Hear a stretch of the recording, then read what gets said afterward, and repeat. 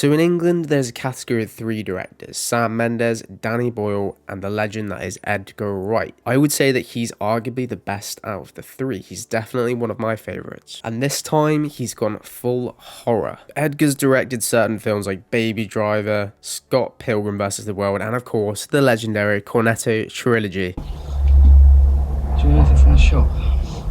Cornetto.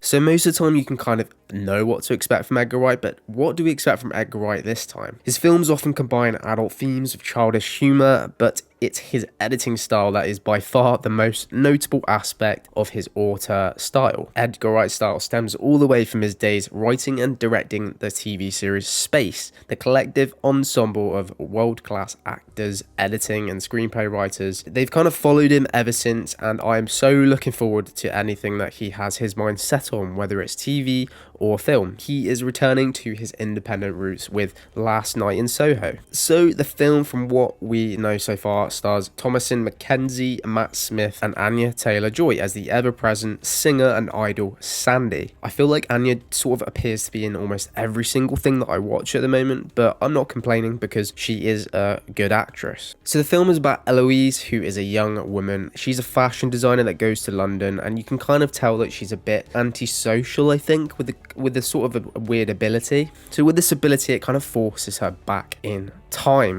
to 1966, and from the trailer we know it is around that time because you can tell on the billboard there is a poster for the Thunderball film that, well, I believe was released around 65-66. So she's not just transported through time, she is transported into a different body entirely, the body and singer named Sandy, who is portrayed by Anya. So from the plot and reading articles, you can kind of tell that she gets into this romantic relationship. I'm pretty sure it's with Matt Smith as well, who is another actor that I really love. I've even read, and also there's a little bit in the trailer that sort of mentions a ghost as well, so that is, I think it's going to be really interesting to find out what has happened. Again, it's just another independent film with a world-class director and writer. It's produced by Film 4 and working title. So in a previous video I did mention that Studiocanal produced some brilliant independent films, and actually I believe Shaun the Dead, even though it was an indie film distributed by Universal, it was actually quite linked with Canal back in 2004, but you can definitely add focus features and working title to a list of great side-by-side work with independent cinema. They're kind of the front runners, in my opinion, for this kind of distribution, at least in terms of like UK cinema or maybe even American cinema as well. So sadly, Last Night in Soho might not make its UK debut until late October, but it is set to premiere in the TIFF in September of this year. Sadly, it did miss its cinema release debut last year due to the pandemic, but nothing stops Edgar from releasing his films, and this will definitely be one that I am not going to miss. Nothing really phases him, and as a filmmaker, whether it's action, comedy, romance, or even like hybrids, or in this case psychological horror, it just proves that he is a versatile and adaptive filmmaker. And this upcoming indie film, for me